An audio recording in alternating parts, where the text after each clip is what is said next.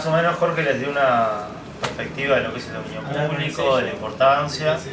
El tema es, como se mencionaba, que tener un maravilloso dominio público, haber defendido que no se extendiera 70 años en las restricciones de copyright y bueno, y tener maravillosos escritores, músicos y todo eso, no nos sirve demasiado si nosotros no podemos acceder a ello, ¿no?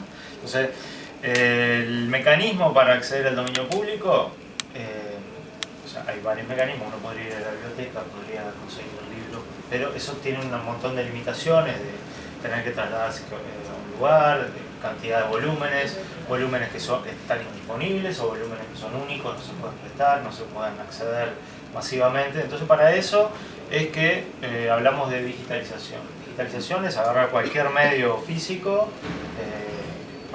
cualquier obra contenida en un soporte físico, y a través de un mecanismo informático, electrónico, pasarlo a ceros y unos. O sea, pasarlos a lenguaje de computadora que se pueda copiar, se pueda habilitar que todos lo accedan al mismo tiempo. De eso hablamos cuando hablamos de digitalización. Un detallecito antes de seguir con la digitalización. ¿Qué pasa cuando una obra entra en dominio público? Bueno, en el resto del mundo que no es Uruguay se puede copiar, distribuir, se puede resignificar, se puede, por ejemplo, generar obras derivadas, adaptaciones para teatros, ese tipo de cosas, sin pedir permiso y sin pago de ningún tipo de canon. Acá, como vimos, está el tema del dominio público pagante, que esperemos poder solucionarlo en una próxima legislación. Pero bueno, esta gráfica lo que muestra es la cantidad de libros que tiene Amazon disponibles para ser descargados pagando por década. O sea, tenemos desde el principio, de las primeras décadas de 1800 son relativas pocas obras, porque en realidad no se generaban tantas obras, hasta llegar a un pico ahí en el 1910. ¿Qué pasa en la década de 1920? ¿Por qué cae abruptamente? Bueno, antes de 1920, las sucesivas legislaciones de Estados Unidos lo que indican es que prácticamente antes de 1923 está todo en dominio público, todo lo generado en Estados Unidos. Es decir, hay una disponibilidad de esas obras que están en dominio público importantísima hasta 1920. A partir de 1920 empieza a jugar el dominio privado, empieza a jugar que si vos querés disponibilizar una obra o querés venderla, como hace Amazon, tiene que obtener quién es el autor, quiénes son los titulares, acordar con ellos, y ahí ya cae abruptamente la disponibilidad de esas obras. O sea, tiene que llegar hasta la década del 2000 para poder tener una cantidad de horas similar a la que disponibles a las que había antes de 1923. Entonces, esencialmente lo que sucede cuando una obra entra en dominio público es que la capacidad de accesos a obra, incluso de venta o de resignificación, cambia sustantivamente. Cuando obras que capaz que no era interesante reeditar, porque había que pagar cánones o porque había que buscar a los titulares y acordar con ellos, una vez que entra en dominio público, se hacen disponibles. Bueno, ¿por qué digitalizar? Un poco lo que contábamos, ¿no? Es importante para la disponibilización, aumentar el acceso a la población a las obras. Y hay una cuestión fundamental que Karina creo que la mencionó en alguna charla, que es, le sucede mucho a los bibliotecólogos y a otras personas interesadas en la preservación de los volúmenes, que hay una tensión constante entre permitir acceso y preservar. Si permitís todo el acceso, las obras antiguas se hacen pedazos. Si no permitís nada del acceso, ¿para qué lo tenés? Entonces, la digitalización viene a eliminar la tensión entre la preservación y la disponibilización.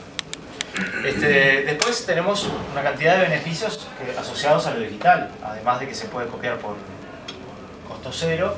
Tenemos, por ejemplo, la búsqueda de contenidos. O sea, nosotros podríamos tener libros en bases de datos que nos permitan hacer las búsquedas de texto. Si nosotros quisiéramos buscar todos los que hablan de tal evento o de tal persona en los textos, tendríamos que revisar libro por libro esencialmente para obtener esa información. Pero no, una vez que está digitalizado y el texto tiene reconocimiento de caracteres, como se hace más o menos como se hace profesionalmente, eso no sucede. Es inmediata la búsqueda de, bueno, todos los que hablan de José Rodas, todas las obras que hablan de, ¿no? Y bueno, hay un tema que ya tiene que ver más con el tema de soberanía y de revalorización de nuestra cultura, y es, en el resto del mundo se invierte muchísimo en disponibilizar las obras de esos lugares. En Europa, ahora vamos a ver, tenemos, por ejemplo, el proyecto Europeana, que ha digitalizado decenas de millones de contenidos digitales de sus países. En Estados Unidos también tiene sus proyectos, hay mucha inversión pública y privada. Y entonces, ¿qué sucede con las obras de nuestros países? Los países que tienen menos dinero para invertir quedan invisibilizadas porque en el concierto de la cultura que hay en Internet, la cuestión de la hegemonía cultural la terminan teniendo los países que disponibilizan todo ese tipo de cosas. Entonces, no solo es importante para nosotros como ciudadanos poder acceder a las obras, sino que como sociedad es relevante por una cuestión de hegemonía y de penetración cultural de lo que ya hay disponible. Bueno, hay algunas de estas cosas que ya las mencionó Jorge y le voy a pasar por arriba. No, perdón. Bueno, problemas de la digitalización, dominio público pagante, el problema de las obras huérfanas. Con el proyecto autores.uy que tenemos en Creative Commons, estamos como dimensionando realmente cuál es el problema de las obras huérfanas. Es impresionante. Más de la mitad de las obras o sea, obviamente no las obras célebres, pero sí las periódicos o revistas o compilados o obras incluso que se sabe el autor o que no se sabe, pero no se sabe cuándo se murió o si se murió, cuáles son los titulares. Todo eso se considera obra huérfana. Entonces, a la hora de implementar políticas de digitalización relativamente amplias, es un problema muy grande el tema de las obras huérfanas, y lo que genera es el efecto paralizante que dice Jorge. Ante la posibilidad de que aparezca un titular de derecho y me haga un juicio, o que aparezca una sociedad o un grupo que tenga la titularidad y me haga un juicio, no hago nada, ¿no? Entonces se genera ese problema de que capaz que hay legislaciones que tenemos que no se aplican, pero el día de mañana se pueden aplicar. Entonces, ante el problema de tener una cuestión habilitada por ley, como si algo está en dominio público, podríamos llegar a digitalizarlo sin pedir permiso, pero podríamos estar generando una deuda. Entonces, muchas de las iniciativas de digitalización se encuentran contra esa situación y prefieren no arriesgarse. Nosotros por ahora en autores.uy nos estamos arriesgando y vamos a ver qué pasa. Bien, otros problemas, además de legales, tenemos problemas de acceso. Algunos también los mencionó Jorge. Gracias, Jorge.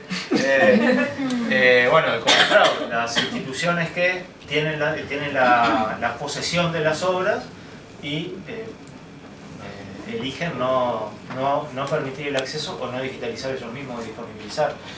A veces sucede que esas instituciones públicas, incluso uruguayas, que parte de sus recursos que tienen los consiguen porque venden las obras en alta calidad para revistas. Entonces, ahí tenemos un problema de varias aristas, ¿no? Que la institución pública lamentablemente no recibe el dinero suficiente de parte del Estado y tiene que suplirlo limitando el acceso a un acervo que es de todos, ¿no? Entonces, son cuestiones que con políticas públicas hay que analizarla con otro enfoque y permitir el acceso. Generalmente tampoco es sustantivo el dinero que ganan por vender 3 o 4 fotos para revistas. A veces termina siendo más el dinero que tienen que invertir en restringir que lo que ganan por hacerlo. Bueno, sí, eso es. Y bueno, luego el otro problema que tenemos es el tema de los volúmenes únicos y los volúmenes que ya no se consiguen. Por más que estén en el dominio público, hay obras que han ido desapareciendo y solo se alojan en capaz colecciones privadas, capaz que si tenemos muchísima suerte lo podemos conseguir en una feria. Pero bueno, si no hay una política sistemática de digitalización de parte del Estado, de instituciones públicas, más y más obras van a pasar a estar disponibles y van a desaparecer. Bien. Sí, ¿qué quise decir con esto? Bueno, algunos de los desafíos de la digitalización, formación en derecho de autor, lo que estamos tratando de dar acá, ya han visto que tiene sus complejidades, entender qué está en dominio público, qué no, y también tiene un componente de equipamiento. Hay equipamiento específico, algunas cosas no son demasiado costosas, pero también hay que saber que ese equipamiento existe y hay que saber que se pueden emprender proyectos de digitalización que funcionen. Bien. ¿Pasa? Sí, dale más. Bueno, ¿cómo se digitaliza? Acá elegí poner 3 imágenes que creo que no se ven muy bien, pero bueno, este es un escáner de libros que nosotros tenemos funcionando en la Biblioteca Nacional. Acá esencialmente va el libro y 2 cámaras de fotos. Una cámara de fotos le saca una foto a esta página y la otra a esta página. Y después con un proceso semiautomático, el libro se postprocesa y termina, y le pasamos un reconocedor de caracteres y termina el maravilloso PDF o de JPG, el formato que quieran. ¿Pasa ¿Cómo? Pasa chivo. No, a ver, lo bárbaro de esto es, de este diseño que se ha ido desarrollando y ha ido mejorando con el paso del tiempo, es que es hardware libre. Eso significa que uno se puede descargar los cortes de las maderas, los puede mandar a cualquier lugar donde tenga un plato de corte y le hacen los cortes de la madera, está hecho de madera, si no se entendió. Y el resto de los componentes son tornillos, tuercas y